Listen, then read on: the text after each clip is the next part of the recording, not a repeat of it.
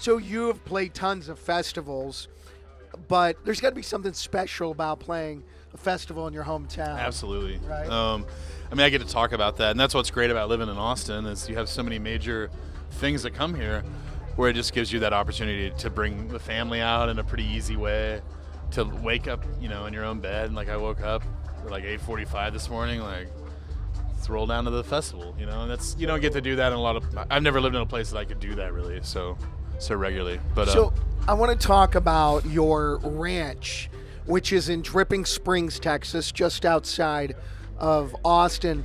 Yeah, I mean, it was a vision of mine to always have a studio, to have a place that I could write and to work. I had a daughter over the last 3 years, and that started to change the process a bit, where it's like, how do I make rock and roll at 2 a.m. here? So we built a studio and to make my own records, to write, and to bring other artists in there. So we've had other sessions in there. Had a band, the Banditos, and if you've heard of them, from Alabama, and they just made a record there last week.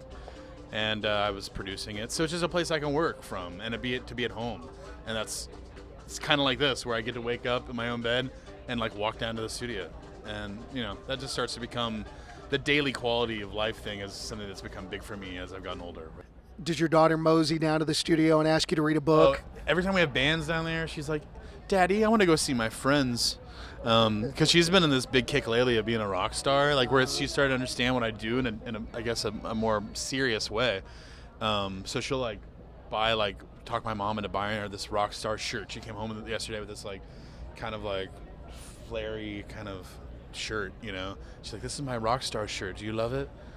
So yeah, she's totally in, I mean, really, family, having a daughter, I think just for me just put a different perspective, even greater than music, that, imagine this, there are things that are more important than a festival or a song, It's the real stuff in life, people and relationships. So I think she just made me know that it's going to be okay, just to keep going. It just always changes, It's like, especially as I've gotten older and I have more instruments now, it's like sometimes songs come through on a piano in a way that they just don't on a guitar, or it could be, I mean, I have, a lot of, now that iPhones are so ubiquitous, so many kind of little demos where I just had a guitar and I need to go back and work on that because that was awesome, So I think the process just has changed a lot. I'll make demos that are really involved now because I have the studio that will completely change for the album, but just to be kind of in that world for 12 hours and make a song from nothing to everything, I put 10 harmonies on this song, I played everything.